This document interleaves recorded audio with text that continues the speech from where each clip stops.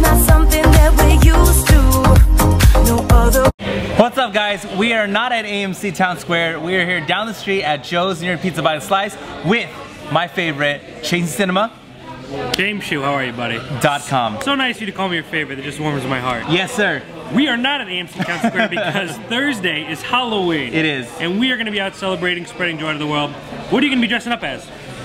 A businessman. He plays that costume well. I'm going to be Jake from State Farm. Kind of go off the pun of my name. But I already saw Las Vegas. That's what we're here to talk about. The movie starring Robert De Niro, Morgan Freeman, Kevin Kline, and Michael Douglas go to Las Vegas for a bachelor party when they're in their late 60s, maybe even 70s. So I thought this movie's gonna have, I wasn't expecting too much. Usually when they do a huge ensemble cast, movies fumble because they don't know how to use their characters properly, and the films just are trying to be too modern, like they call it the old Hangover. If they're gonna make that movie, it's not gonna work out.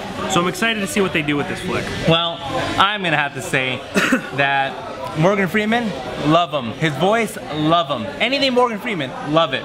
Robert De Niro, great. Yep.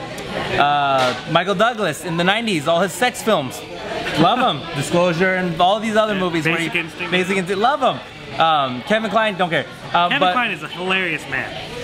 But for some reason, when you give me these four in this particular movie, Las Vegas, it's a bootleg, like old, I'm about to die.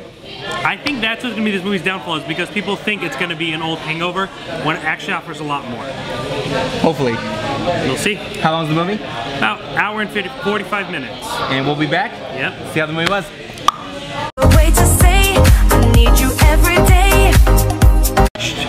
Okay, so when you're so used to doing something a certain way, he already saw the movie, so I don't know why we'll still be back. We just got out of the screening of the parking lot of Joe's by the Slice. Yes, that's it. We watched the movie with pizza, Las Vegas, yes. ChasingCinema.com. Las Vegas was actually a genuinely good film. The movie had heart. A movie that needs heart for you to care about the characters. Kevin Kline was absolutely hilarious. I laughed throughout the movie because of him. Robert De Niro plays a more dramatic character. I felt for his character. And Morgan Freeman is just great. He's just used so properly, which is surprising because, like I said, most movies don't use their characters wisely, but this movie does.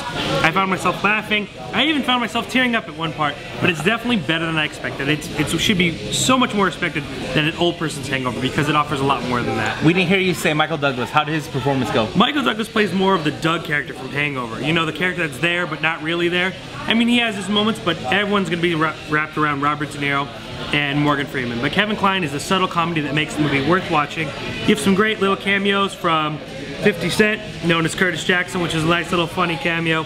A lot of other people. It's definitely worth the watch. And if you're not doing anything Halloween, you should go check it out. All right, and you've seen the movie already? Yes. So do we know how many stars we're getting? It's actually going to get a 2.5 or a 3. You'll have to go to the website to find out what I actually gave it. The website would be ChasingCinema.com/Las Vegas. By the way, and links below in the description box along with Facebook and Twitter, so you can like his fan page, but also of course you can follow him on Twitter so you can really understand what it means to be a film critic, but understand from the mind of Mr. Jake Toronto, Chasing Cinema himself.